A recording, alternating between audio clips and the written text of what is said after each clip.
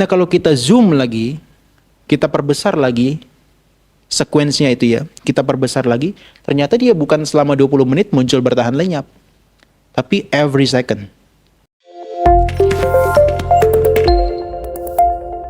Bagaimana hari ini? Oke atau babak belur? Hah? Oke ya? Waduh, yang oke lebih banyak nih.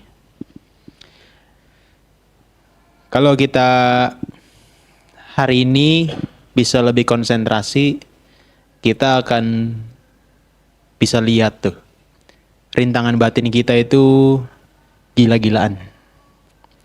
Rintangan batin kita kan ada 5 ya. Mungkin Anda belum kenal istilahnya, tapi sudah merasakan 5 nih rintangan batin kita. Yang pertama, itu namanya adalah nafsu indria. Jadi 5 indera kita, termasuk pikiran, jadi 6 indera kita, itu selalu kejar yang menyenangkan. Kalau Anda lebih jeli, lebih konsentrasi, lebih fokus, Anda bisa lihat bahwa di setiap daripada aktivitas kita, mereka ada potensi untuk muncul. Ya kan? Contohnya ketika kita sudah duduk meditasi, tenang, nyaman, konsentrasi, kita mau lekati dia tuh, gak mau lepas. Begitu dia pergi, kita cari-cari, kok dia gak datang-datang lagi ya? Nafsu indera kita tuh dalam bentuk kita mencari sesuatu yang menyenangkan. Kalau yang kedua, itu namanya kebencian. Dia lawan daripada yang pertama. Kalau yang pertama itu adalah dia lekati atau dia cari yang menyenangkan. Kalau yang ini, dia tolak atau dia tidak suka terhadap sesuatu yang gak menyenangkan. Contohnya apa? Sakit di pinggang, di punggung. Kok di rumah kok saya meditasi gak merasa sakit ya? Kok di sini sakit? Iya, karena di rumah cuma 1 sesi atau 2 sesi. Di sini bersesi-sesi, terus menerus. Begitu muncul rasa sakit, kebencian bisa muncul. Ya kan? Yang ketiga, rasa ngantuk dan malas. Batinnya tadi seperti ketika mengamati objek seperti pegang belut yang licin. Lepas lagi. Lepas lagi. Badannya sampai ngantuk-ngantuk seperti ini. Ini rintangan. Mungkin kita belum kenal istilahnya, tapi kita udah merasakan betapa susahnya begitu mereka hadir. Ini baru 3 ya. 3 aja yang hadir aja ini ribet banget. Tapi kenyataannya dia ada 5. Yang ketiga ini, rasa ngantuk dan malas. Wah, ini tricky sekali loh. Kalau kita mau meditasi, selalu ada alasan. Nantilah, baru makan masih kenyang. Nantilah, masih pagi. Nantilah, masih dingin. Nantilah, masih panas. Nantilah, masih lapar. Dia muncul dalam bentuk membuat alasan-alasan.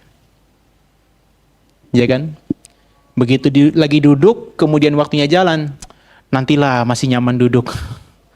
Begitu waktunya duduk, masih jalan. Nantilah, masih enakan jalan. Dia muncul dalam bentuk kemalasan. Dan dia membuat kita nggak mau melakukan itu. Yang keempat nih, ini adalah gelisah dan menyesal. Restlessness dan juga regret. Jadi kalau kegelisahan itu dia mikirin yang akan datang. Kalau penyesalan dia mikirin yang sudah lewat. Kan pikiran kita dari pagi kan dikerjain dia doang kan. 2 ini kan. Kalau nggak mikir yang akan datang, ingat yang lampau. Sudah nginget yang lampau, diingat-ingat terus lagi. Wah, ini masih seru nih ceritanya nih. Terus, ya sudah, yang bermain itu ya bukan konsentrasi dan fokus. Yang bermain itu adalah rintangan batin kita sebetulnya. Yang kelima, keraguan-raguan. Muncul berbagai pertanyaan. Dalam 2 hari ini, ngapain saya jalan pelan-pelan? Kemudian lagi duduk, loh, ini punggung saya udah sakit, apa nggak sebaiknya saya berdiri aja nih? Loh, baru 30 menit. Tadi kayaknya saya meditasi udah lama banget deh. Kayaknya udah sejam.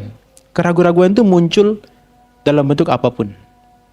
Maka hari ini sebetulnya kalau Anda fokus betul-betul konsentrasi, mengamati batin-batin yang jelek itu, dia muncul dengan berbagai cara. Menarik sekali sebetulnya. Dan saya yakin kita semua, satu di antara mereka masih muncul secara dominan. Apakah ngantuk dan malasnya, apakah kegelisahan dan penyesalannya, dan seterusnya. Dan maka hari ini Anda lihat betapa hebatnya kotoran batin kita. Yang padahal dalam keseharian dia nggak pernah muncul kan. Hanya ketika di sini dia muncul luar biasa. Di luar kita nggak pernah merasa ngantuk, malas, nggak pernah. Tapi begitu di sini disuruh duduk, untuk tegak aja sulitnya luar biasa. Di luar kita nggak pernah mikir, lah akan datang, lampau, akan datang, lampau. Dulu kan kita berpikir kalau orang yang pikirannya selalu banyak pikiran dibilang depresi. Ya kan? Anda datang ke sini pengen cari tenang, bukannya tenang malah depresi. Tapi itu kenyataannya. Nah, kenapa di sini sangat terlihat jelas? Karena Anda fokus mengamati satu objek. Di luar, panca inderanya dilepas, nggak diikat, dia dilepas sehingga pergi ke sana kemari begitu cepat, sehingga seakan-akan rintangan batin nggak ada. Padahal dia ada. Paham ya? Kita aja yang meditasi sekarang ini ya, yang lagi meditasi sekarang ini, frustrasinya luar biasa dengan pikiran sendiri. Bagaimana orang yang tidak meditasi? Cukup sulit bisa mengendalikan pikirannya. Terutama 5 rintangan batin. Permasalahan hidup kita ya 5 rintangan batin sebetulnya. Maka kita belajar nanti vipassana setelah ini.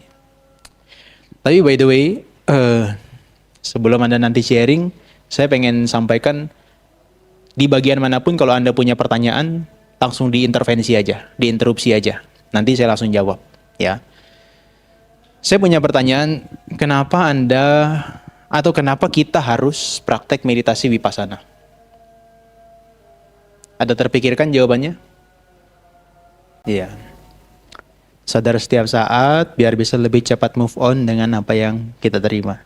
Saya sering dengar loh, untuk apa ya kamu meditasi? Untuk mengenal diri yang sejati. Tapi by the way belakangan ini saya berpikir kayaknya itu ada benarnya juga sih.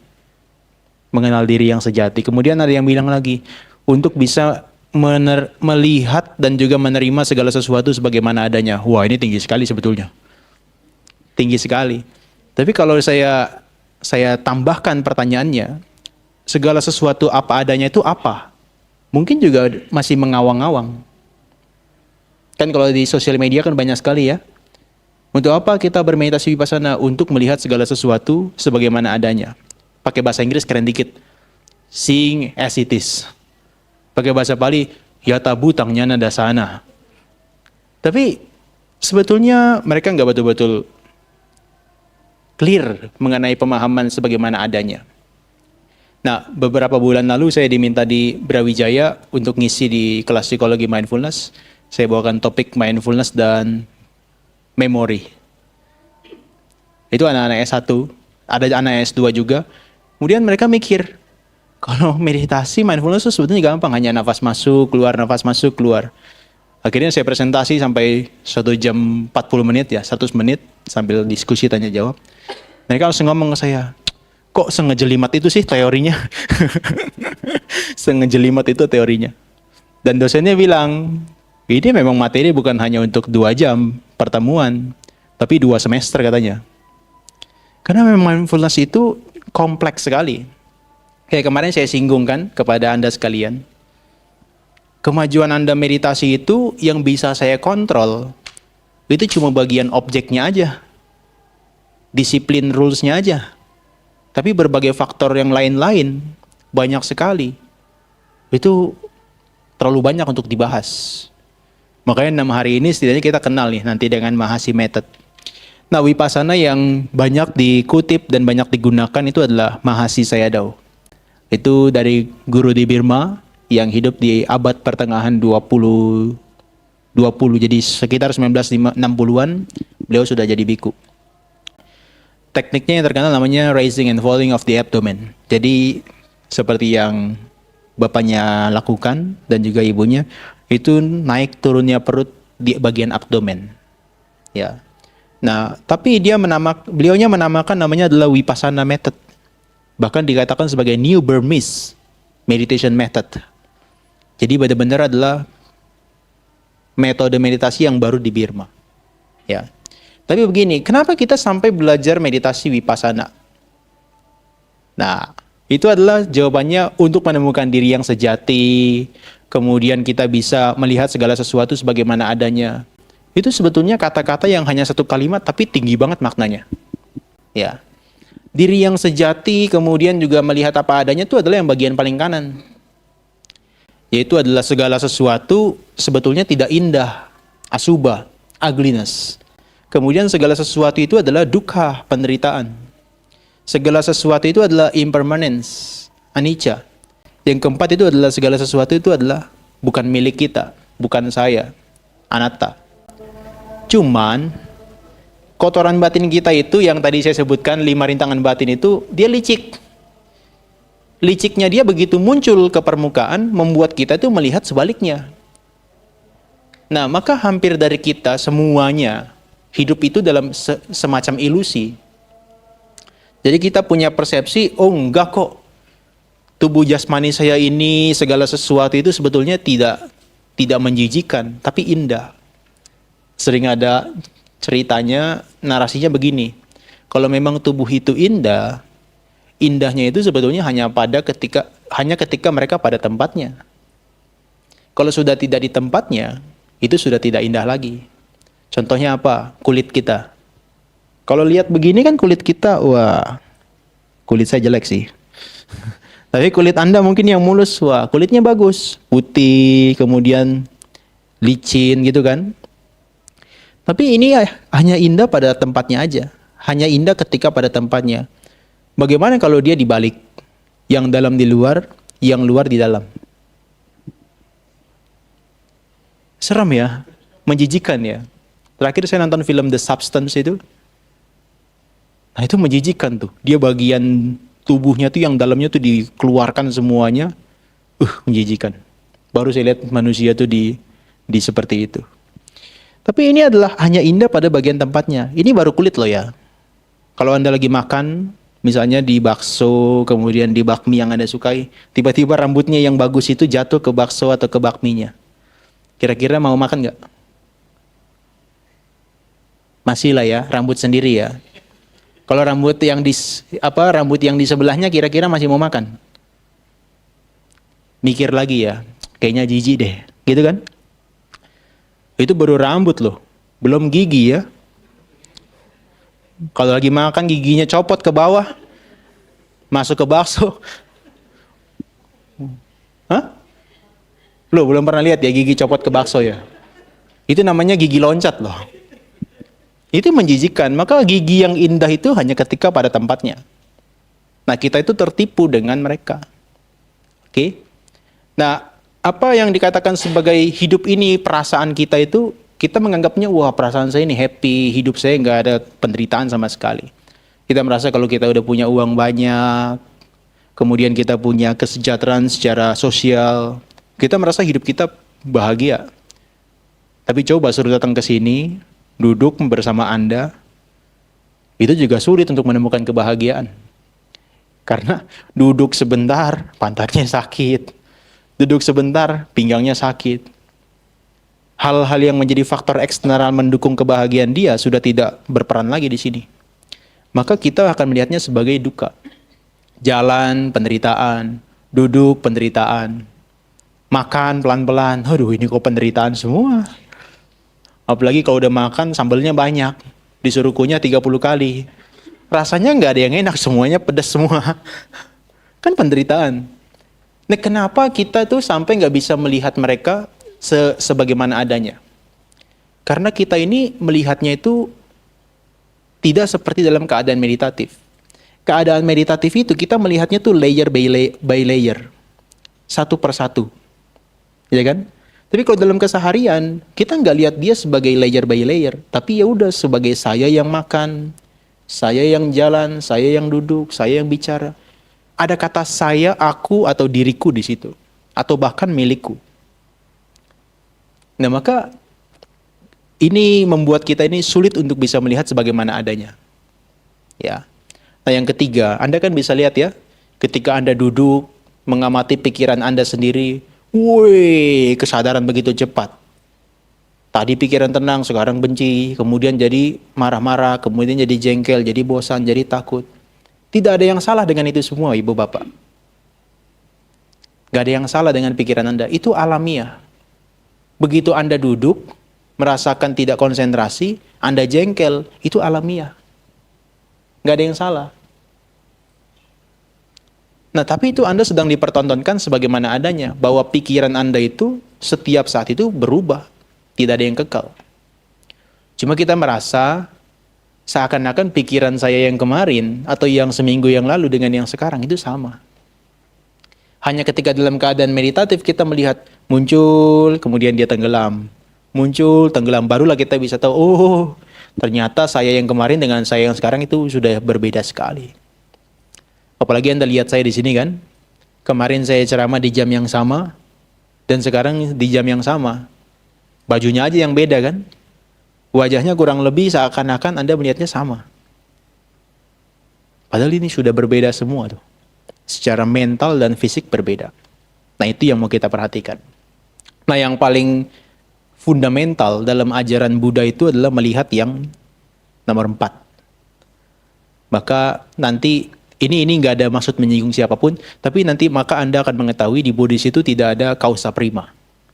Karena mereka kehidupan manusia, makhluk hidup itu adalah ditentukan dari banyak faktor, bukan faktor satu. Nah, di Buddhis itu kita pengen lihat itu. Ya. Nah, ini yang kita praktekkan kan sebetulnya. Kalau kita dalam praktek meditasi, kita melihat tuh, kita tahap permulaan seperti yang kemarin saya sampaikan. Duduk yang nyaman, pinggang yang lurus, punggung yang lurus gitu kan. Nah, kemudian kita ini kemarin atau hari ini, itu kita masuk ke bagian yang kanan warna biru. Apa itu? Ya kita mengembangkan dalam bentuk ketenangan dan konsentrasi, itu namanya meditasi samatha bhavana. Nah, dalam kita mengembangkan konsentrasi, untuk mencapai konsentrasi seperti upacara yang dekat dengan konsentrasi yang dalam, kemudian apana samadhi yang menjadi tujuan konsentrasi itu, atau pengembangan meditasi itu, ini ada penghalangnya, 5 rintangan batin, niwarana, yang tadi disebutkan. Maka tugas Anda dalam sehari atau dari kemarin, itu adalah menekan mereka. Maka saya sampaikan kemarin, begitu Anda latihan meditasi ketenangan, apapun yang bukan objek, abaikan. Hanya fokus pada satu objek. Karena 5 rintangan batin yang jelek-jelek itu tidak kita butuhkan. Dia adalah pengganggu, rintangan. Nah, sementara kalau kita praktek meditasi, sisanya mulai dari hari ini sampai besok dan seterusnya, itu adalah kita mau menuju ke bagian yang warna orange, namanya Vipassana Bhavana. Jadi ini adalah 2 percabangan meditasi yang berbeda. Ya. Tapi kalau kita latihan samatha bhavana, dia menjadi pendukung untuk kita praktek Vipassana. Itulah kenapa 2 hari ini kita latihan meditasinya persiapan. Nah, maka di dalam praktek meditasi Vipassana, itu tujuannya bukan mengembangkan ketenangan atau konsentrasi lagi. Tapi dia adalah untuk apa? Untuk mengatasi yang berkaitan dengan tadi. 4 kekeliruan tuh. 4 kekeliruan pikiran kita. Yang disebut sebagai Vipallasa Dhamma itu. Nanti ujung-ujungnya kita bisa mencapai tingkat-tingkat kesucian yang mana bebas dari penderitaan secara fisik dan mental. Nah, dalam kesucian itu nanti dibedakan jadi 4. Mulai dari Sotapanna, Sakadagami, Anagami, dan Arahat. Semuanya nggak bicara tentang agama apapun, tapi dia adalah bicara tentang kotoran batin, kilesa yang kemarin disebutkan.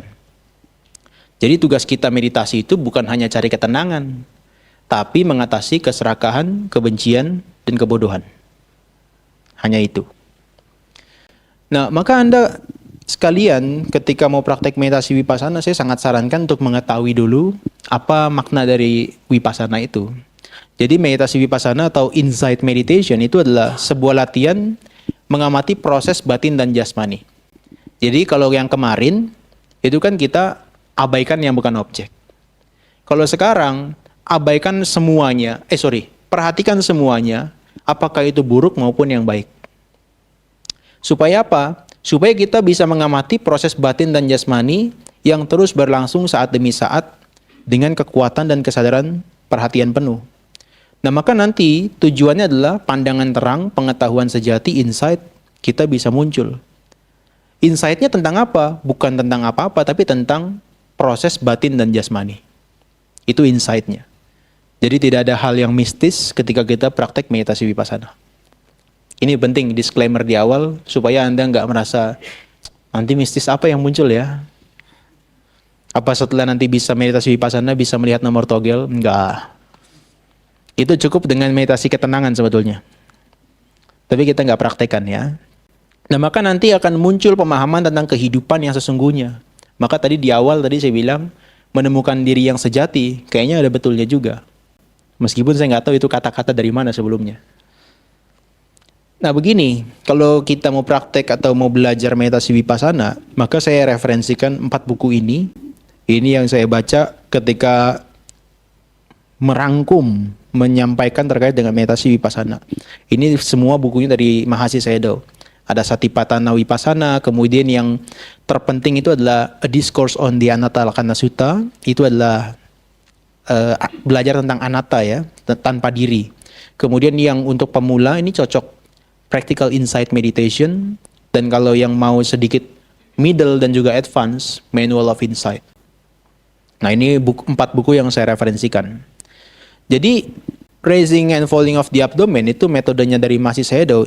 Itu adalah sebetulnya singkatnya begini. Para praktisi itu fokus pada sensasi di naik turunnya perut sebagai objek utama, primary object. Tapi seketika dia mengamati primary object, dia juga menjadi alert dan sensitif terhadap secondary object, objek kedua. Secondary objeknya apa? Sensasi secara jasmani dan juga sensasi secara atau fenomena secara pikiran. Makanya, misalnya ketika tadi atau kemarin kita meditasi nafas masuk, keluar, muncul sakit, abaikan. Masuk, keluar, muncul suara, abaikan.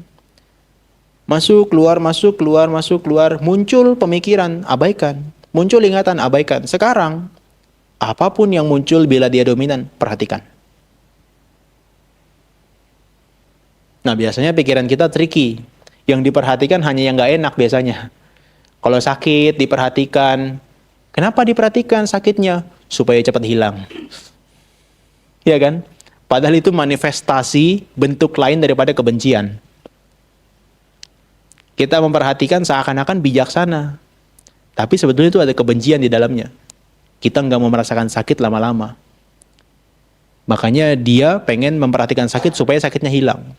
Padahal meditasi vipassana, diperhatikan rasa sakitnya. Nggak peduli sakitnya hilang atau enggak, yang penting diperhatikan. Maka nanti ujung-ujungnya apa sih tujuan daripada praktek meditasi vipassana ini? Munculnya yang namanya kesadaran dan kesabaran. Kesabaran apa? Kita punya toleransi yang besar terhadap bahkan sesuatu yang nggak menyenangkan. Makanya tadi ada yang bilang sadar setiap saat membuat saya bisa move on dengan cepat. Karena dia punya batas kesabaran yang semakin lama diperluas dan diperlebar. Oke lah, ini nggak menyenangkan, saya akan terima, move on terus. Itu salah satu bentuk daripada hasilnya. Tapi kita mau praktek secara formal, setiap aktivitas yang detil kita perhatikan. Siap ya? Tarik nafas dalam. Meditasi yang tenang-tenang aja. Capek rasanya, pinggangnya sakit, apalagi ini mengamati apa adanya. Saya jadi ingat salah satu kalimat ya, no pain, no gain. Kalau nggak sakit, itu nggak dapat apa-apa. Jadi kayak misalnya Samanera, itu kan mereka ketika menjalani kehidupan Samanera, mereka harus menjalani namanya Samanera Sikha. Samanera Sikha, latihan sebagai Samanera. Itu isinya ada 10 peraturan utama, kemudian ada yang tambahan 10, kemudian ada 5 yang berikutnya. Jadi 25. Tambahan lagi 75 jadi 100. Nah, itu dikatakan sikha. Bahasa Sanskritnya namanya siksa. Siksa betul. Siksa. Jadi kalau orang mau berkembang, dia harus disiksa. Kalau nggak disiksa dengan aturan itu, dia nggak akan berkembang. Nah kita juga begitu, setidaknya kita nih disiksa. Dengan apa? Dengan 8 aturan moralitas kan? Tidak membunuh, tidak mencuri, kemudian tidak melakukan perbuatan asusila, tidak berbohong, tidak minum minuman keras, tidak makan lewat tengah hari, tidak menggunakan perhiasan dan seterusnya, wangian. Kemudian tidak tidur di tempat yang mewah, yang tinggi. Itu namanya siksa. Berarti Anda datang ke sini siap untuk disiksa. Bener kan? Lo Anda udah terima lo dari awal. Nah, siksa itu makanya no pain, no gain. Jadi makanya nanti ketika Anda bermeditasi vipassana itu adalah siksa yang levelnya lebih tinggi. Jadi kalau yang sifatnya tadi 8 aturan moralitas, itu namanya sila siksa. Disiksa secara moral. Kalau yang kedua, namanya adalah samadhi sikha. Disiksa secara konsentrasi. Anda latihan secara konsentrasi. Kapan latihannya? Ya dari kemarin. Anda sudah disiksa kan pikirannya kan? Supaya Anda bisa konsentrasi, mengatasi 5 rintangan batin. Itu disiksa. Nah, mulai hari ini sampai berikutnya, Anda latihan di tahap yang terakhir. Namanya panya siksa. Yaitu adalah disiksa atau latihan secara kebijaksanaan. Nah, fundamental ajaran Buddha itu 3 aja. Nggak ada yang lain. Latihan moral, konsentrasi, wisdom, kebijaksanaan. Nah, maka Anda harus praktek meditasi vipassana. Bagi yang Buddhis utamanya, harus belajar vipassana. Kenapa saya sangat, sangat mendorong orang tuh praktek meditasi vipassana gitu ya. Terutama yang Buddhis. Karena kadang-kadang terlalu banyak alasan gitu ya. Mereka merasa, terlalu sulit, gak punya waktu dan sebagainya. Menurut saya, bertemu dengan ajaran Buddhis itu sulitnya minta ampun. Luar biasa sulitnya. Karena saya sendiri bukan dari Buddhis, saya belajar dari agama yang lain, kemudian saya belajar vipassana ini. Dari buku-buku tadi, kemudian praktik dan sebagainya. Dan saya merasa sayang banget ajaran ini kalau nggak dipraktekkan. Makanya kepada anak-anak yang muda, remaja, bahkan yang dewasa, vipassana ini adalah seumur hidup harus dilakukan sekali. Ya, jadi harus Anda disiksa seumur hidup tuh sekali setidaknya.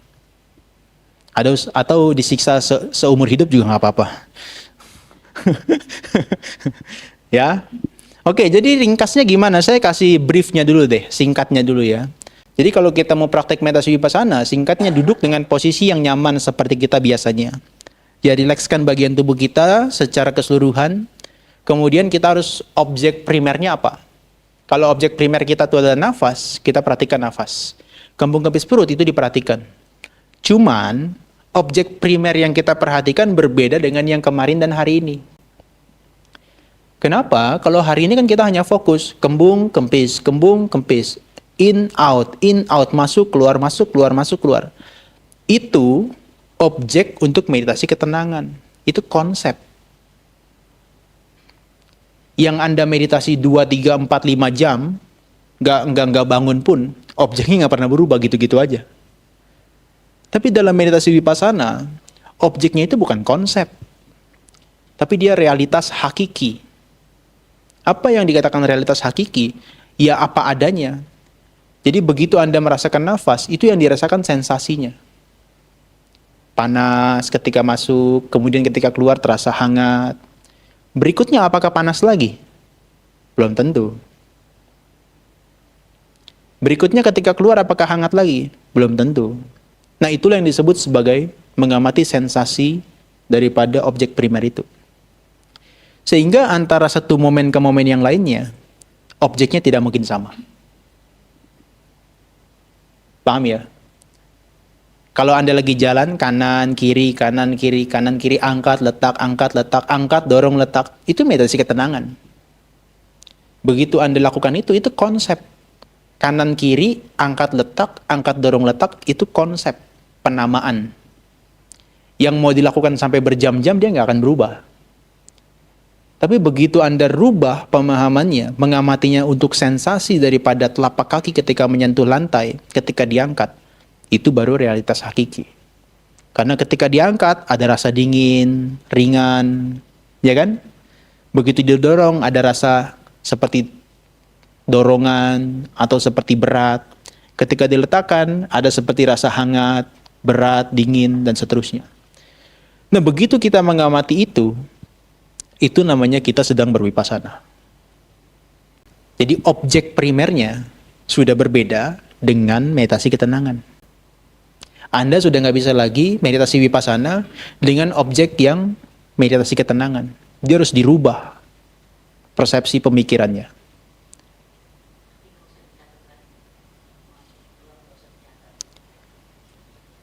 Masuk keluarnya nggak dicatat. Tapi yang dicatat itu adalah sensasinya. Jadi sensasi itu kan dia akan berubah setiap saat, setiap waktu. Ya kan? Kalau ketika makan, Anda kan kunyah. Itu konsep. Konsep kan? Tapi begitu Anda makan, rasakan sensasi dari setiap gigitan, kunyahan. Itu realitas hakiki. Realitas yang sejati. Dari situ Anda bisa punya pemahaman, oh makanan yang saya makan ini bukan lagi bentuknya pizza atau sayur daging lagi. Tapi dia hanya 4 unsur materi. Unsur padat, unsur angin, unsur air, dan juga unsur api. Apinya apa? Panas dan dingin. Airnya apa? Cairan. Tanahnya apa? Bukan tanah betulan ya. Tanahnya apa? Ya berat, kasar, halus, ringan. Itu tanahnya. Kemudian anginnya apa? Ya ada udara. Nah di setiap dari seluruh bagian tubuh kita tuh ada 4 unsur itu. Internal, eksternal ada. Oke ya. Nah nanti sebagai pemula kita harus menggunakan pencatatan. Pencatatan bagaimana? Ya mencatat dalam mental itu penting supaya pikiran kita selalu pada objeknya. Tapi ini udah mencatatnya adalah sensasinya. Bisa dipahami ya. Jadi ketika Anda berdiri, apapun yang bukan bagian dari berdiri, abaikan kan sebelumnya. Tapi ketika berdiri ada angin di bagian wajah, terasa dingin nih. Dingin itu realitas hakiki. Catat. Dingin, dingin, dingin. Lenyap dia dinginnya, berubah jadi panas, catat lagi panasnya. Sehingga objeknya kalau yang tadi cenderung dia monoton, satu terus menerus, yang sekarang dia akan selalu berubah setiap waktu, setiap saat. Paham ya? Nah, itu objek primernya. Tapi nanti akan ada selalu objek sekunder yang muncul. 5 rintangan batin yang kita abaikan hari ini dan kemarin, dia menjadi objek meditasi kita. Siap ya?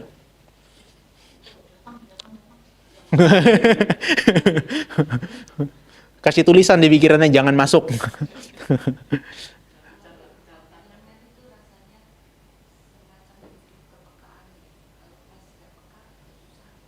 Makanya untuk kita bisa peka terhadap 4 unsur jasmani kita harus latihan konsentrasi dulu. Makanya terhadap nafas masuk keluar ketika duduk, kita sudah latihan sampai 4 tahap tadi. Ketika meditasi jalan, kita sudah latihan sampai 3 tahap. Ketika makan, kita udah belajar makan dengan pelan-pelan. Itu penting sekali. Supaya bisa peka. Kalau kita nggak latihan secara seperti begitu, kepekaannya nggak akan terlatih.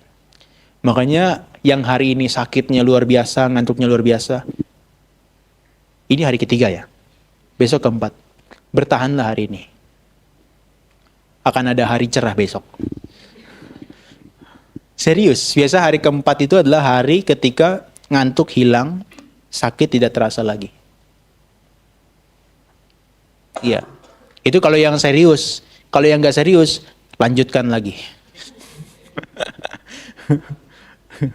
Nah, kalau yang nggak tahan, dia ambil kunci mobil langsung balik. Nah, objek yang sekunder ini diperhatikan hanya ketika dia dominan. Kalau cuma sekelebat itu jangan diperhatikan. Hanya sebagai background-nya aja. Tapi kalau dia di background ini sangat jelas, seperti yang saya sampaikan kemarin, maka dia diperhatikan. Bukan diabaikan. Contohnya apa? Kemarin kan Bu Intan tanya. Lagi ngamatin nafas masuk, keluar masuk, keluar masuk, keluar. Kandung kemihnya penuh. Tapi belum 30 menit.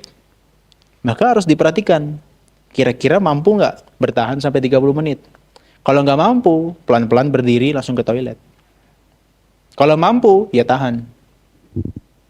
Karena dulu saya pernah mengalami itu. Kalau dulu kita meditasi, bisa nggak bisa, duduk wajib 1 jam. Kita meditasinya begini, pembimbingnya jalan di samping kita. Waktu itu saya masih coba full lotus kakinya. Full lotus, baru 30 menit pembimbingnya masuk, jalan di pinggir kita itu. Mau gerak malu, nggak gerak sakit. Kebetulan kandung kemihnya penuh. Tapi saya pikirkan lagi, kira-kira mampu nggak bertahan sampai 1 jam.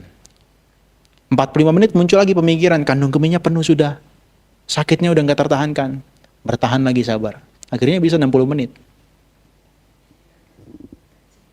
Iya, tapi jangan sering-sering. Nah, itu adalah sensasi tubuh dan juga fenomena mental harus diperhatikan. Paham ya fenomena mental ya? Apa aja? Perasaan, ingatan, pemikiran, kesadaran. Oh, nanti ada perasaan, perasaan senang, perasaan tidak senang, perasaan netral, amati mereka. Jadi jangan yang nggak enak doang yang diamati, supaya dia cepat pergi. Perasaan yang enak pun, begitu kita meditasi vipassana, dia harus di take note, diamati. Untuk apa? Supaya kita bisa melihat dia muncul dan tenggelam. Jadi meditasi vipassana ini mengantarkan kita supaya kita bisa objektif melihat segala sesuatu yang enak atau yang tidak enak atau yang netral, hanya sekedar muncul kemudian dia lenyap. Objektif, nggak boleh subjektif lagi. Subjektif artinya apa? Yang bukan objek nggak mau saya amati, itu subjektif. Tapi kalau objektif, apapun yang muncul secara dominan saya perhatikan. Yang enak atau yang tidak enak. Kenapa ini saya tekankan? Karena biasanya kita sebagai yogi, kalau lagi sakit itu dicatat. Pas lagi konsentrasi dinikmati. Bener kan? Itu alamiah sudah. Tapi secara nggak langsung itu rintangan batin. Maka guru meditasi, kalau lagi interview ya, saya sudah sampai hafal tuh. Kalau lagi interview jawabannya sampai hafal saya. Karena kan saya yang terjemahkan kan. Cerita yoginya misalnya, wah Bante saya rasakan tenang, lihat cahaya. Kemudian saya bisa seperti terbang, nyaman sekali, pikirannya bergembira, serasa seperti 2 jam. Gurunya tinggal jawabnya gampang. Be aware. Take note. Dulu kita mungkin jengkel dengar kata-kata itu. Loh, kita ini udah berjuang mati-matian cuma disuruh kayak gitu doang. Mendapatkan konsentrasi sulit cuma disuruh sadari, amati. Kenapa begitu? Karena kita nggak boleh melekat dengan yang menyenangkan atau bahkan yang tidak menyenangkan. Tapi by the way saya nggak mau jalan di sebelahnya ya, ngeri juga. Nah, bisa diamati yang dominan yang mana? Kalau suara itu terus-menerus muncul, dicatat suara. Jadi mencatatnya gimana ya? Mendengar, mendengar, mendengar. Sehingga di momen itu kebencian nggak muncul. Tapi kalau sudah kebobolan, kebenciannya muncul, dan itu dominan, ya berarti diamati kebenciannya. Benci, benci, benci. Sehingga, kalau dalam keseharian, fenomena stimulus dan respon itu membuat kita tuh jadi muncul kebencian. Sekarang justru dalam vipassana, kebenciannya itu kita jadikan objek. Supaya kita jadi bijaksana. Tidak merespon serakah atau merespon benci. Itu fungsi vipassana. Makanya tadi kita lihat ya di sini ya. Ini kan dia betul-betul dibedakan, Satipatthana Sutta itu dibedakan jadi 4. Jasmani, perasaan, pikiran, dan dhamma. Jadi ada stanzanya begini. Kaye kaya nupasi viharati atapi sampajano satima winaya loki abijang domanasa. Jadi kaye kaya nupasi, kita harus merenungkan jasmani pada jasmani. Sehingga ketika kaki melangkah yang dicatat adalah kaki yang bergerak, bukan perasaannya. Supaya nggak ketukar dengan yang ini, yang bawahnya. Jadi dia udah ada klasifikasinya. Jadi betul-betul secara exactly kita mengamati jasmani pada jasmani, bukan jasmani pada perasaan. Jadi kalau mengamati jasmani berarti 4 unsur. Bukan bagian dari perasaan senang, nggak senang, atau yang lainnya. Itu diulang sama Buddha sampai 4 kali. Wedanesu, wedana nupasi wiharati. Mengamati perasaan pada berbagai jenis perasaan itu. Cita nupasi wiharati. Kemudian damesu dhamma nupasi wiharati. Jadi itu betul-betul diulang begitu loh. Betul-betul harus pada tempatnya. Oh enggak, justru kalau kekuatan konsentrasi kita besar, dia berlalu. Yang enggak berlalu itu adalah karena kita cemas ketika mencatat mereka. Contohnya tadi kan, seperti misalnya ketika duduk kakinya sakit. Kalau kita punya konsentrasi yang powerful, begitu dicatat, itu unsur rileks itu sangat dominan. Sehingga ketegangan di paha dia menjadi rileks. Kita mencatat sakit, dia langsung hilang. Biasanya kalau yang sudah advance, dia 3-4 kali dicatat, dia hilang. Hanya karena kita cemas, takut kakinya kenapa-napa, membuat itu jadi semakin tegang dan gak hilang-hilang. Maka penting sekali kita latihan konsentrasi terlebih dulu. Ya kan? Makanya dulu teman saya tanya, itu gimana ya? Kok bisa duduk sampai 1,5 jam untuk full lotus? Kalau lagi sakit gimana? Ya tenang aja. Nggak puas dia dengan jawaban saya. Tapi betul, dengan kita tenang, dia bisa jadi reda, relax. Karena ini kan nggak lancar karena dia tegang kan. Tegang itu kenapa terjadi? Karena ketika kita mengamati objek, pikiran mengembara. Contohnya nggak usah kaki yang tegang deh. Ngamati nggak ketika lagi nafas masuk, keluar, pikiran muncul, rahangnya kaku. Tadinya rileks jadi kaku kan. Nah itu rasa kaku itu sebetulnya terjadi di seluruh tubuh kita. Badannya jadi tegang kah? Atau jadi mukanya jadi berkerut. Seperti itu.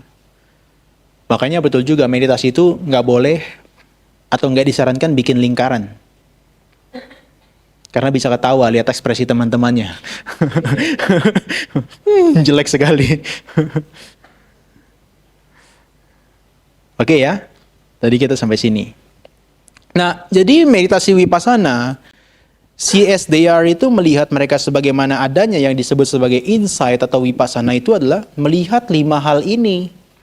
Jasmani, perasaan, ingatan atau persepsi atau memori kita, bentuk-bentuk pikiran kita dan juga kesadaran kita itu hanya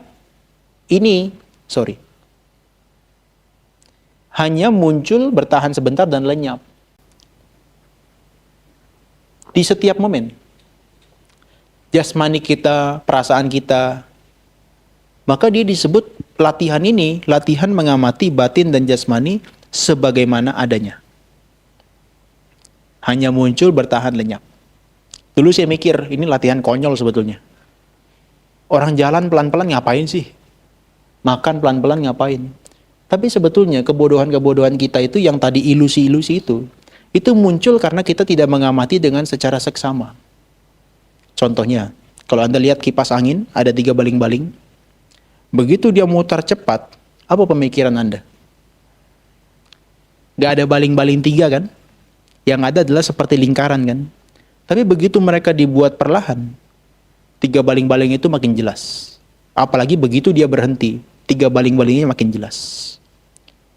Nah 3 baling-baling itu ya kita anggap sebagai anicca, dukkha, anatta tadi. Kalau kita bergerak secara cepat, jalan cepat, makan cepat, dan seterusnya cepat, 3 hal ini nggak bisa dilihat. Tidak kekal, penderitaan tanpa diri ini nggak bisa dilihat. Maka kita harus slow motion. Makanya praktek ini membuat kita tuh menjadi seperti 4 hal. Seperti orang tuli, orang bisu, orang buta, orang lumpuh. Orang tuli itu apa? Bisa mendengar jauh, tapi kita tidak perlu mendengar apa yang bukan objek kita. Bisa bicara, tapi seperti bisu. Bisa ngomong, tapi nggak perlu mengucapkan sesuatu, noble silence. Bisa melihat, tapi hanya melihat 2,5 meter ke bawah. Seperti orang buta. Bisa jalan cepat, tapi harus seperti orang lumpuh. Jalannya dengan perlahan. Dulu saya mikir, ini ngapain sih praktek kayak gini? Tapi itu tujuannya adalah melihat mereka tuh dengan jelas muncul bertahan lenyapnya. Kalau kita kan baru bisa melihatnya saat ini misalnya satu sesi meditasi mungkin berapa menit sakit muncul bertahan lenyapnya kan ya. Misalnya kalau saya tanya berapa menit tadi sakitnya? 20 menit. Muncul bertahan lenyap. Nah kalau kita zoom lagi, kita perbesar lagi sekuensnya itu ya, kita perbesar lagi, ternyata dia bukan selama 20 menit muncul bertahan lenyap, tapi every second, bahkan sub second, sub detik, muncul bertahan lenyap, muncul bertahan lenyap. Mungkin Anda bertanya-tanya ya, apa pentingnya kita melihat duka itu ya? Hah? Apa pentingnya ya? Nah, besok kita bahas secara filosofis, tapi saya singgung sedikit. Kenapa kita penting banget melihat 5 hal ini? Dan melihat penderitaan. Karena kalau orang tidak melihat dirinya adalah sebagai penderitaan, dia tidak akan pernah mau terbebas dari penderitaan itu. Makan masih enak kok. Jalan-jalan masih oke kok. Berdiri masih oke, melihat masih oke. Ngobrol masih nyaman. Kalau dia nggak melihat semua bagian itu adalah merupakan penderitaan, dia akan senang dengan itu. Itu dia. Yang kalau misalnya kita tidak melihat setiap momen ini adalah penderitaan, kita akan senang di kehidupan ini. Maka kadang-kadang ditanya, terus umat Buddha ini tujuannya ngapain? Bukan mencapai kebahagiaan loh ya. Bukan. Buddha tidak, saya harus khusus. Buddha secara realitas, secara hakiki, tidak mengajarkan kebahagiaan. Secara realitas, Buddha mengajarkan 2 hal. Penderitaan dan bebas dari penderitaan. Apakah itu kebahagiaan? Bukan. Bukan. Bebas dari penderitaan gimana? Ya ketika Anda duduk meditasi kan tadi, rintangan mentalnya muncul, 5-5-nya terus menerus. Di satu momen mereka shut down. Menderita nggak Anda? Udah nggak menderita lagi di momen itu. Tapi apakah bahagia? Bahagia, tapi bukan bahagia yang langgeng. Nyaman, bukan bahagia. Jadi bebas dari penderitaan tidak sama dengan bahagia. Buddha tidak mengajarkan bahagia. Buddha mengajarkan bebas dari penderitaan. Maka disebut istilahnya namanya nibbana. Bana itu adalah semraut. Tahu hutan ya? Hutan itu dari kata wana. Di istilah Pali dibilang bana. Hutan itu seperti apa? Semraut. Nibbana negasinya semraut. Berarti tidak kacau. Jadi Buddha mengajarkan umatnya itu atau pengikutnya supaya mencapai nibbana. Supaya tidak kacau. Tidak kacau karena apa? Keserakahan, kebencian, kebodohan. Nah maka tadi saya ngomongnya secara realitas hakiki, tapi secara konvensional Buddha mengajarkan. Sebagai perumah tangga ada 2 jenis kebahagiaan, ada 4 jenis kebahagiaan. Bebas dari hutang, itu bahagia. Betul ini, betul. Itu Buddha mengajarkan kebahagiaan dalam bentuk sosial, konseptual, dan konvensional. Tapi kalau sudah masuk dalam ranah spiritual seperti kita sekarang ya, itu ngomongnya sudah dalam bentuk realitas, hakiki. Segmentasi spiritualnya. Jadi kalau kepada perumah tangga yang di dalam kehidupan sehari-hari, Buddha mengajarkan untuk bahagia. Contohnya apa? Udhana sampada, kamu harus cari harta sebanyak-banyaknya. Supaya apa? Supaya jadi orang kaya. Karena kalau kita miskin, itu menjadi penderitaan yang menyusahkan kita katanya. Buddha bilang gitu. Jadi secara konvensional Buddhanya ngajarin kebahagiaan. Tapi nanti di satu waktu begitu dia siap baru diajarkan penderitaan. Nah Anda ini kan dari kemarin kan sudah saya ajarkan ketenangan kan. Tenang, konsentrasi. Hari ini waktunya saya ajarkan penderitaan. Lah bener dong. Karena caranya Buddha mencuci otak orang itu begitu. Jadi yang pertama diajarin apa? Oh, kamu harus berdana. Berdana nanti apa? Atau pelepasan, kamu harus melakukan pelepasan berdana. Nanti kalau kamu berdana apa? Kamu mencapai di alam surga. Alam surga kan senang dong? Nah, kemudian Buddha bilang, kalau sudah mencapai alam surga, kamu nikmati di situ, be careful. Di sana tidak kekal. Maka Buddha mengajarkan manfaat pelepasan duniawi. Setelah itu, orangnya udah siap, baru mengajarkan tentang 4 kebenaran mulia, tentang penderitaan. Jadi nggak serta-merta kalau Wilson datang ke saya, nih penderitaan. Enggak. Pulang dari kemarin. Tapi saya senangi dulu. Oh ya, tenang, duduk yang nyaman begini ya. Sudah tenang, udah nggak bisa ngapa-ngapain dah. Mau pulang, tanggung gitu ya. Tapi itu tujuannya adalah untuk kita melihat ini semua sebagai sesuatu yang muncul bertahan lenyap. Nah, definisi penderitaan itu bukan melulu tentang sesuatu yang nggak enak loh ya. Definisi penderitaan saya dapat dari definisi, kebetulan kan saya ngajar filsafat Buddhis di semester 7, jadi saya dapat definisi dari bukunya David Jekyll Pahana itu, Buddhist Philosophy. Dia bilang gini, itu definisi yang betul. Penderitaan itu adalah hasil daripada perubahan yang konstan. Wih, baru hari itu saya klik dengan penjelasan itu. Maksudnya apa? Kita mengalami penderitaan setiap momen, itu adalah merupakan hasil dari sesuatu yang berubah setiap waktu, setiap saat. Anda makan enak, senang dong lidahnya, pikirannya. Tapi karena dia berubah secara konstan, maka itu penderitaan. Jadi gini, ini kalau di dalam mental kita, ini yang saya jelaskan ke anak-anak Brawijaya tuh. Ini the 5 aggregates ini adalah 5 kelompok kehidupan. Jadi kehidupan kita ini hanya ada 2. Tubuh dan mental, tidak ada yang lain. Tubuh itu masuk dalam kategori satu doang, material body. Oke? Mental dibedakan menjadi 4. Perasaan, ingatan atau memori, persepsi, bentuk-bentuk pikiran, dan kesadaran. Perasaan apa? Perasaan 3. Perasaan senang, tidak senang, perasaan netral. Secara mental maupun secara jasmani. Kalau Anda duduk, nyaman, nah itu perasaan. Oke?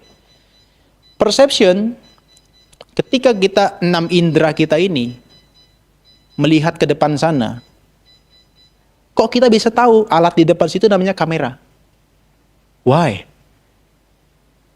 Itu adalah tumpukan daripada pengalaman kita. Suatu ketika nanti saya akan bawa benda yang tidak Anda kenali. Anggaplah ini benda meteor dari alam lain gitu ya. Kemudian saya tunjukkan ke Anda, ini apa? No idea. Anda nggak bisa sebutkan. Karena tidak ada persepsi, pengalaman, kesan, atau pembelajaran terkait dengan itu. Itu perception. Jadi setiap 6 indera kita ini bertabrakan dengan objek, mata dengan bentuk, telinga dengan suara. Bisa mengenali mereka, itu adalah tugasnya persepsi.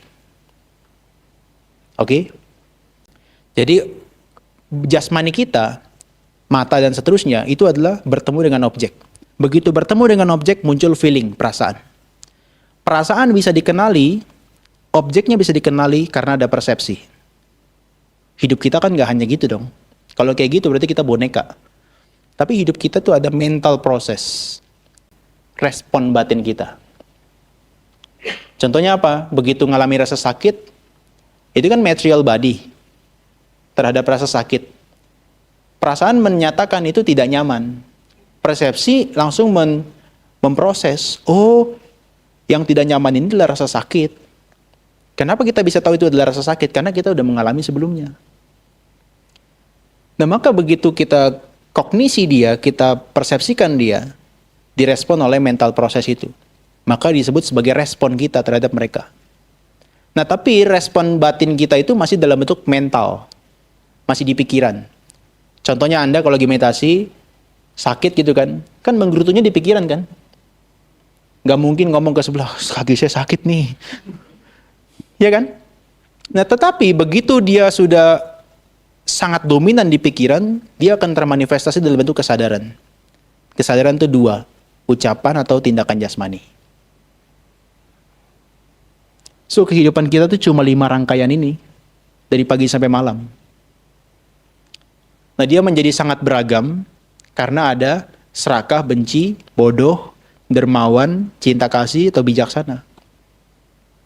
Sehingga antara satu yogi dengan yang lainnya, karena ada perbedaan dari persepsi-persepsi itu, ada yang sudah belajar banyak, dia sudah sering praktek, ada yang baru pertama kali. Begitu ketemu rasa sakit, responnya beda.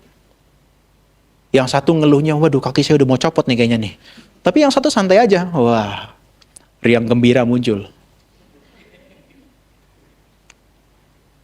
Bisa jadi, karena persepsinya sudah berbeda. Terutama kalau kita sudah paham, apapun yang muncul di dunia ini hanya muncul bertahan lenyap. Ketenangan bisa muncul dari situ. Jadi ada dua perbandingan. Kalau ada dua hal, satu itu adalah burung, satu itu adalah buah kelapa yang sama-sama ada di pohon. Begitu rantingnya copot atau patah, kira-kira siapa yang bisa bertahan? Hah? Kenapa burung? Dia terbang. Buah kelapa begitu jatuh, dia nggak bisa terbang. Pluk, jatuh. Nah, orang yang sudah belajar wipasana, dia bisa melihat muncul berlangsung lenyap. Apakah kesedihan tidak terjadi pada dia? Terjadi. Tapi begitu dia sadar ini hanya muncul bertahan lenyap, setiap waktu, setiap saat, dia langsung terbang seperti burung itu. Ya, jadi gini lah, saya singkat aja ya. Jadi mencatat dalam batin, fokus pada pengamatan dan pencatatan, artinya ya setiap momen yang kita amati hanya batin dan jasmani kita. Saat dia muncul di momen itu, bukan yang lampau ya. Jadi kalau misalnya ingatan yang udah tadi siang terjadi, nggak usah diingat-ingat lagi. Jadi yang sekarang. Maka tadi benar, sadar setiap saat, sadar saat ini. Kemudian konsentrasi penuh. Pencatatan yang serius itu sangat diperlukan untuk menjaga kita tidak diserang oleh rintangan batin.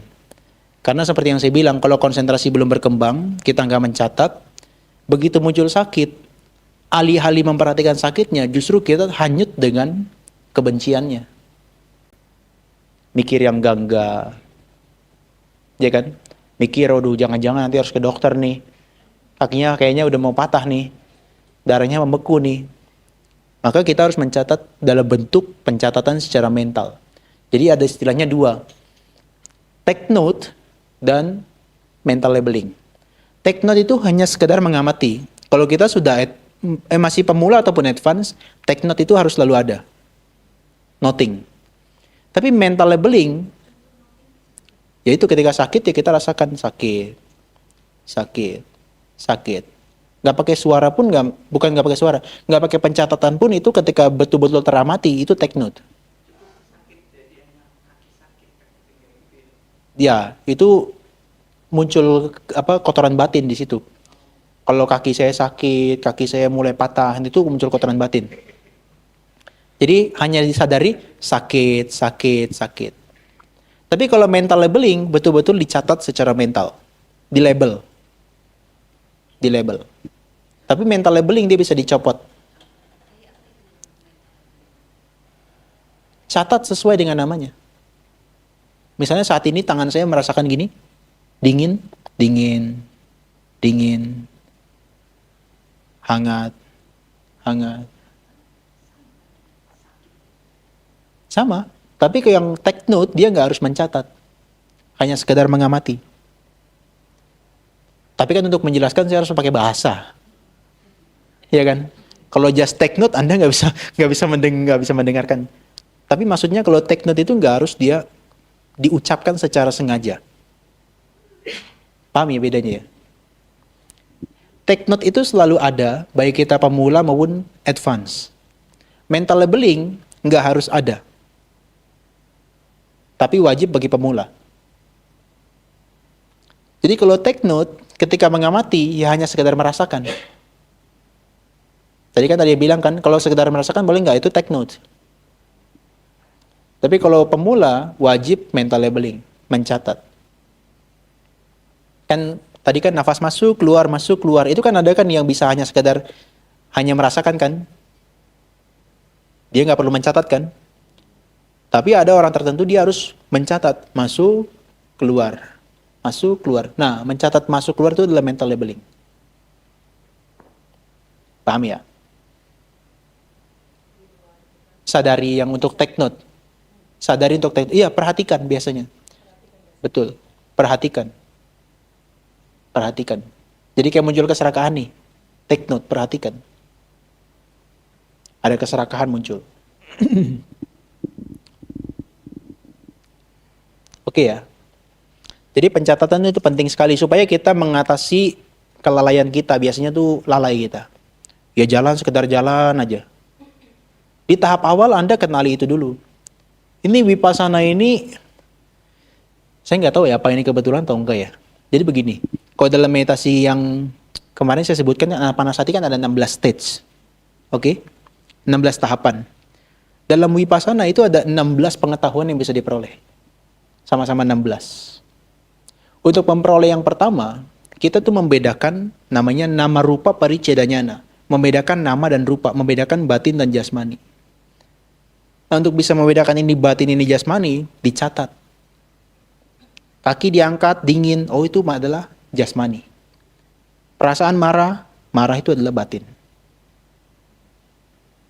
Itu baru level pertama. Stage pertama. Tapi itu potensial untuk kita peroleh. Di stage kedua, begitu kita kenal ini batin, ini jasmani, kita lihat pacaya parigahanyana. Pacaya itu adalah mengondisikan satu sama lain. Mereka tuh sebenarnya adalah link. Mereka terhubung. Batin menghubungkan jasmani, jasmani menghubungkan batin. Nanti kita udah mulai bisa lihat. Ketika kaki diangkat, ternyata bukan hanya sekadar jasmani. Ada keinginan kaki mau mengangkat. Disitulah Anda udah mulai lebih detail lagi memperhatikan batin berupa keinginan. Jadi kenapa tangan saya bisa terangkat gini? Ini ada keinginan. Kenapa mata saya bisa berkedip? Itu ada keinginan. Sedetil itu. Nanti baru berkembang lagi terus sampai 16. Untuk mencapai kesucian sampai ke 16. Itu kesucian yang tahap pertama. Kesucian kedua, ketiga, keempat ngulang lagi dari satu lagi. Makanya jalannya masih panjang sih. Datang aja ke sini terus. Awalnya penting tetapi fleksibel. Jadi kata-kata yang kita ucapkan untuk mental labeling itu bukan prioritas utama. Tapi penting dilakukan ketika baru mulai. Oke? Tinggalkan aja ketika dia sudah mengganggu. Ya. Nah, gabungan pencatatan dan pengamatan. Jadi kalau yang tadi siapa namanya? Take note itu pengamatan. Mental labeling itu adalah pencatatan. Ya. Jadi pengamatan itu harus selalu ada setiap waktu. Nah, maksud sebenarnya adalah menggabungkan pengamatan dan pencatatan untuk bisa memahami sifat proses batin dan jasmani itu. Nah, duduk bagaimana? Sebetulnya persiapannya sama. Santaikan badannya, pikirannya dirilekskan. Kemudian postur yang seimbang, hindari perubahan tiba-tiba.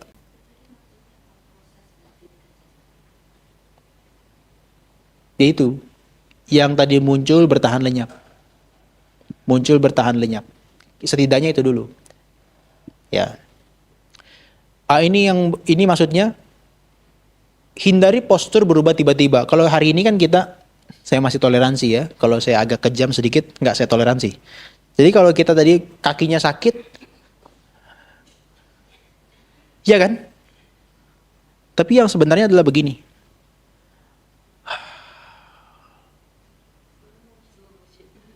Slow motion. Why? Karena begitu sakit muncul, itu kegelisahan dan keserakahan yang menggerakkan. Kita nggak aware. Tapi kalau dia bergerak pelan-pelan, itu justru kebijaksanaan dan perhatian. Paham ya? Kayak contohnya, ini kan ada nyamuk nih, gatel, nging di belakang gitu kan. Kalau dia, itu kegelisahan dan keserakahan, kebencian. Tapi kalau ada nyamuk, apakah nggak boleh disingkirkan? Boleh, tapi perlahan-lahan. Angkat, angkat, angkat, angkat, sentuh. Itu latihannya, betulan. Betul, saya nggak bohong. 8 semester saya latihan kayak gitu. Hah? Oh enggak lah, nggak sampai kayak gitu. Karena DB akhir-akhir aja setelah selesai. Dulu nyamuknya nggak segitu ganas. Tapi itu cara prakteknya. Termasuk makan ya. Ketika Anda makan, kan tadi kan ngambil sendoknya kan seenaknya kan. Ini enggak. Angkat, angkat, angkat, sentuh, sentuh, pegang, kaku, kaku. Disendok pelan-pelan. Ketika mulutnya dibuka, angkat, angkat, buka, buka, masukkan, taruh lagi perlahan-lahan. All sensation tuh diperhatikan. Makanya makannya 1 jam, padahal dikit. Makanya saya sering cerita kan, saya dulu ketawa teman saya ngambil sate ayam 20 tusuk lagi wipasana. Bayangkan kunyah, kunyah, kunyah, nggak selesai-selesai.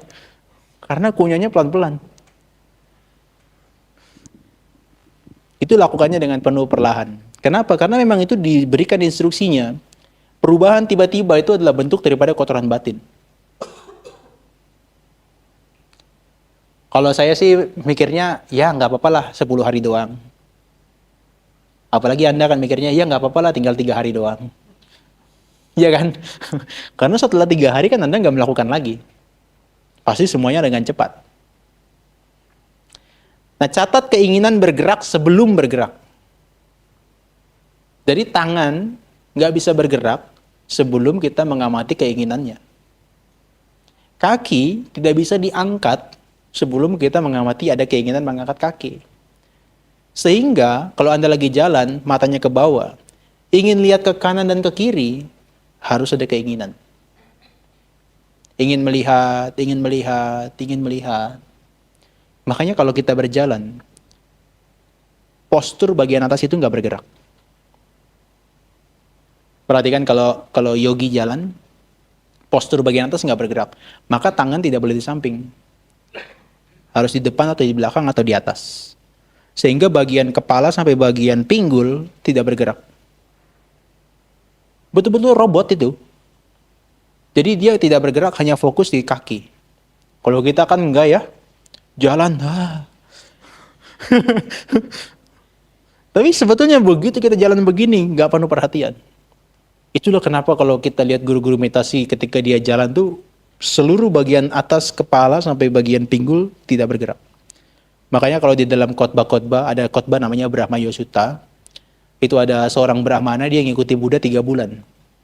Saya nggak tahu apakah sampai ke toilet diikuti, tapi katanya sampai bisa melihat kelaminnya Buddha. Berarti diikuti sampai detil. Tapi dia bilang gini, Buddha ketika ada orang yang memanggil di belakang, ketika mau menoleh, menggerakkan seluruh badannya. Kalau kita kan dipanggil, halo, ya, gitu kan. Saking mindfulnya, begitu dipanggil, badannya bergerak sepenuhnya. Semuanya baru menoleh. Agak berat ya bagi kita ya. Tapi itu memang latihannya. Dan 10 hari, 6 hari, idealnya seperti itu. Idealnya. Esensi kehidupan pertapa itu putih. Makanya dia digambarkan seperti kerang putih. Yang betul-betul bersih, tidak ada noda. Kalau kehidupan rumah tangga kan bernoda kan. Ya tadi lauknya aja ganti-ganti. Nah termasuk kalau kita sebagai seorang pertapa, yang ideal itu adalah seperti itu. Putih, betul-betul mutih. All the time, seumur hidupnya. Nah cuma kita pakai healthy food, makan makanan yang sehat, apakah seperti vegan, vegetarian. Apa itu? Nulis buku, ceramah, podcast, bikin konten. Itu lauk sebetulnya. Yang seakan-akan baik. Makanya masuk sebagai pertapa, 10 hari latihan, itu udah luar biasa. Termasuk Anda berumah tangga. Makanya yang tadinya lauknya banyak, disuruh mutih, ada yang shock. Iya kan? Shock kan langsung kan? Makanya kalau Buddha memberikan perumpamaan itu seperti ikan yang tadinya di kolam dilempar ke daratan. Makanya kemarin ada saya tanya anak kecil itu yang meditasi laki-laki. Gimana kamu kesan meditasi 3 hari?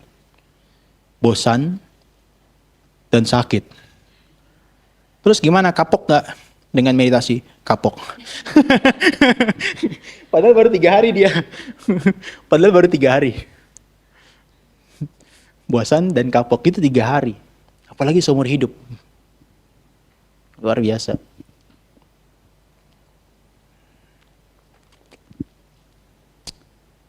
Jadi salah ya, masuk ke sini mencari ketenangan ya. Hah? Nggak ada ketenangan di sini kan? Yang ada adalah penderitaan itu.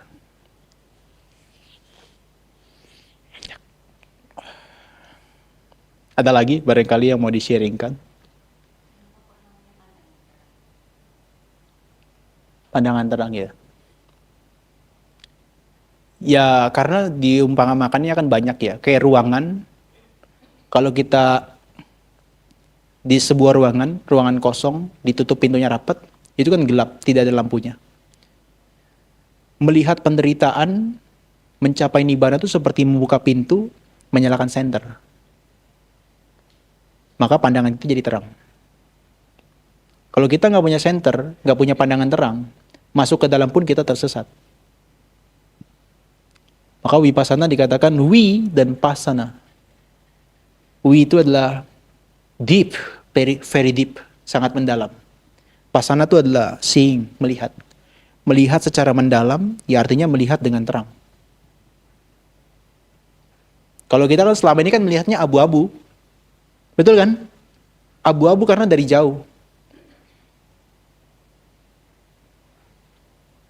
Dari jauh lihatnya. Nah sekarang kita lihat dari dekat. Oh, meditasi isinya sakit semua ternyata.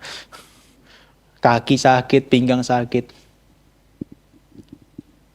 Dan dikatakan sebagai realitas, hakiki, itu karena dia tidak bergantung pada subjek tertentu. Dia objektif. Mau yang agamanya apapun, penderitanya sama. Kalau nggak percaya, orang yang yogi dengan 6 agama ditaruh di sini, meditasi selama 1 hari, kurang lebih dia merasakan rintangan batin yang sama. Maka itu disebut sebagai realitas hakiki, sejati. Benarnya benarnya mutlak tidak bisa ditolak oleh siapapun. Itu yang dinamakan hakiki. Pemikiran kita, perspektifnya. Perspektif kita ini kan hari ini perspektifnya kan udah mulai digeser nih kan. Masuknya ke spiritual banget kan. Semuanya hakiki nih. Seakan-akan gak ada pemilik, semuanya duka, sebagainya itu kan. Tapi untuk masuk ke bagian ini, ya kita harus modelnya melihat yang seperti ini lagi. Yang seperti ini lagi, yang bagian yang illusion lagi. Ya ada aku, ada diriku.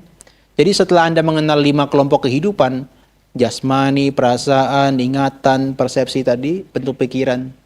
Kan gak mungkin ya, Mas Arul ngomong sama saya, 5 kelompok kehidupan. Ini 5 kelompok kehidupan ini lagi bicara nih. Terlalu panjang. Maka kita butuh kebenaran konvensional untuk meringkas mereka. Dan termasuk kebijakan-kebijakan dan aturan secara umum. Jadi bukan berarti Anda orang yang spiritual termasuk biku atau pertapa, mereka bebas atau kebal dari sosial moral. Gak bisa. Karena mereka masih di dunia, mereka juga kena dampak itu. Masih kena. Bahkan di hutan pun masih kena. Bukan hanya karena Anda spiritual bebas menebang hutan gitu ya. Bebas menebang pohon, gak bisa. Itu masih kena dia. Moral konvensional. Maka dua-duanya itu harus dipatuhi. Makanya saya baru belajar filsafatnya Mahayana. Mungkin Anda dulu anggap ini sebagai lelucon gitu ya. Filsafatnya Mahayana tuh si versinya Madhyamika punyanya Nagarjuna tuh bilang gini. Isi adalah kosong, kosong adalah isi. Itu kan Tom Samcong punya tuh kan. Kalau ingat itu pasti Kerasakti gitu kan. Saya dulu mikirnya apa sih ini? Gak penting banget, isi adalah kosong, kosong adalah isi. Tapi begini, si Nagarjuna dia adalah biksu di India. Dia bilang gini, dia melihat semua kehidupan ini berdasarkan pada vipassana. Dia adalah orang yang sangat kental dengan abhidhamma. Jadi dia melihat itu hanyalah realitas hakiki. Jadi dia melihat semua yang ada isinya ini, itu kosong. Itu oke aja karena dia biku. Mang, dia hidupnya menyendiri. Tapi temannya namanya saya lupa ada namanya Wibekananda atau apa gitu ya. Dia bilang gini, nggak bisa. Kalau kamu anggap semua kehidupan ini adalah kosong, maka moral secara konvensional akan ditabrak. Maka untuk bisa membumikan ajaran Madhyamika, kamu harus cari jalan tengahnya. Isi adalah kosong, dan yang kosong ini adalah isi. Jadi yang realitas hakiki yang kita 5 kelompok kehidupan ini, kalau dipukul masih merasakan sakit. Jadi maka bunyinya bukan satu doang, bukan isi adalah kosong, tapi isi adalah kosong, kosong adalah isi. Jadi Anda begitu meditasi di sini, dipecah semua nih. Jasmani, perasaan, ingatan, persepsi dipecah semuanya kan? Tapi begitu masuk nanti ke kehidupan sehari-hari, jangan sampai nunda sampai 6 minggu lagi. Karena udah masuk dalam kebenaran konvensional. Nah, itu jadi masukan juga. Maksudnya, mungkin karena terbawa emosi, suasana di sini gitu ya. Hakiki terus bawaannya. Hah? Ya, 3 kali ya.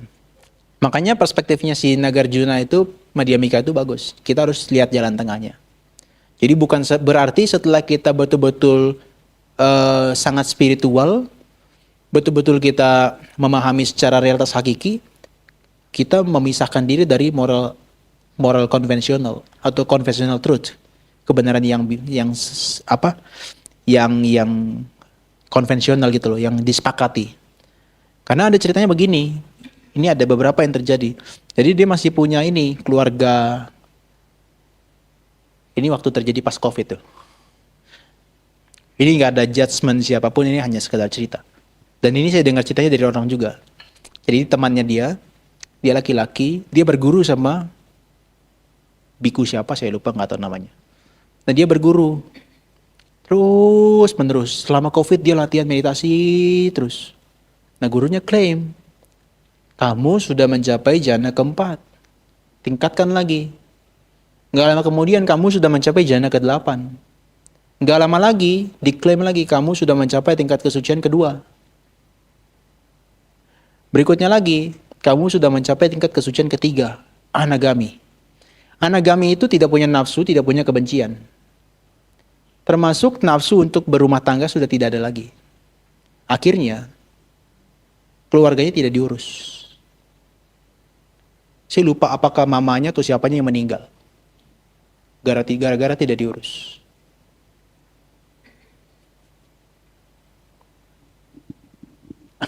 Karena semua hampir kebanyakan di cerita-cerita anagami perumah tangga, dia akan meninggalkan keluarganya.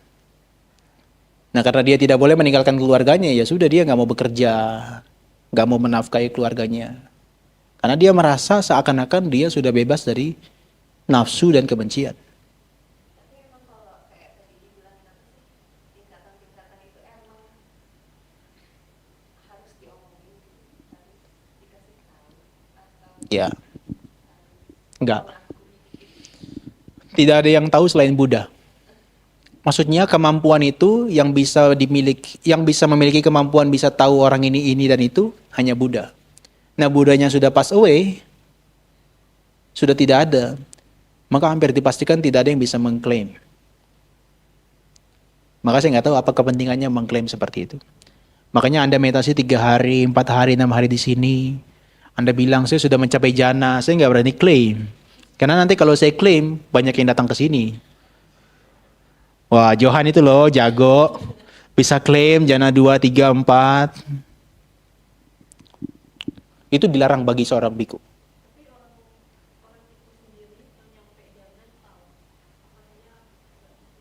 Idealnya, mencapai apapun dia pasti tahu. Begini ya, tadi kan udah saya sebutkan. Rintangan batin yang kelima itu adalah keraguan-raguan. Ya kan? Jadi kalau dia mencapai sesuatu tapi dia masih ragu-ragu, dia belum mencapai. Jadi kesimpulannya apa? Dia belum sebetulnya. Tapi karena dia euforia dengan klaim dari yang lain, ya seakan-akan dia sudah. Makanya hal-hal kayak gitu apakah perlu dibicarakan? Sebetulnya enggak. Makanya Anda sudah ratusan kali datang ke sini, Udah mencapai pun Anda nggak perlu declare. Di sini nggak perlu declare. Dan nggak ada kewajiban. Makanya kayak biku-biku pun, begitu mereka mencapai sesuatu, dia akan menyampaikan hanya khusus kepada orang yang sangat dipercaya. Pelanggaran berat bagi dia, bahkan harus sampai lepas jubah. Kalau dia mendeklar itu, alasannya masuk akal. Begitu dia declare bahwa dia mencapai kesucian, semua umat akan berdana ke dia. Perolehan untuk orang yang biku-biku yang lain akan hilang. Bukan berarti saya sudah jadi berumah tangga, boleh declare itu ya. Nggak boleh juga. Karena hal-hal yang kayak gitu, tidak ada validatornya. Yang ngaku-ngaku sebagai validator itu satu orang. Kalau 5 orang baru bisa dipercaya, kredibel. Ini satu orang doang. Tapi bukan berarti ini mengkecilkan hasil dari meditasi. Anda bisa rasakan sendiri kan hasil meditasi.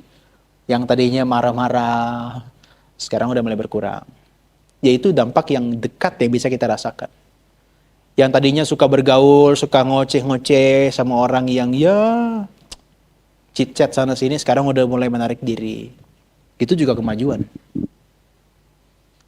Ya.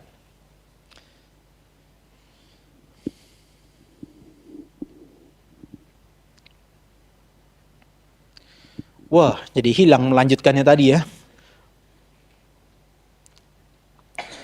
Ya itulah meditasi duduk.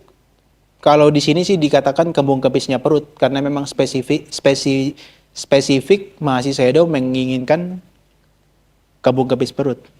Tapi kalau Anda sekarang sudah latihan nafas masuk dan keluar di hidung, lanjutkan. Karena yang di kembung kepis perut pun begitu dia merasakan kembung kempis bukan kembung kempis lagi. Jadi ada begini, kalau kemarin saya dengarkan itu adalah begini. Selama orang meditasi mengamati kembung kempisnya perut dan dia masih bisa melihat konsep bentuk dari perut, berarti itu dia masih samatha. Kalau dia sudah tidak lagi melihat konsep bentuk dari perut, hanya sekedar gerakan kembung, kempis, itu vipassana. Nafas juga begitu.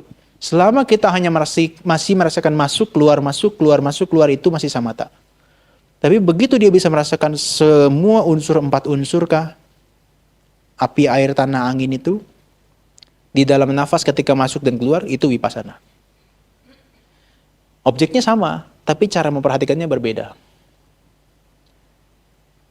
Saya kadang-kadang bold pernyataan ini karena bukan mendiskreditkan ya, tapi karena ada orang yang praktik bertahun-tahun dia terjebak dalam samatha. Dia ikutnya retretnya vipassana. Tapi dia lagi dan lagi prakteknya dengan gaya samatha. Ada loh, yang sudah praktek 4 tahun, intensif, dan dia bukan saya nilai, tapi dia yang menilai dirinya sendiri. Oh, ternyata selama ini saya samatha.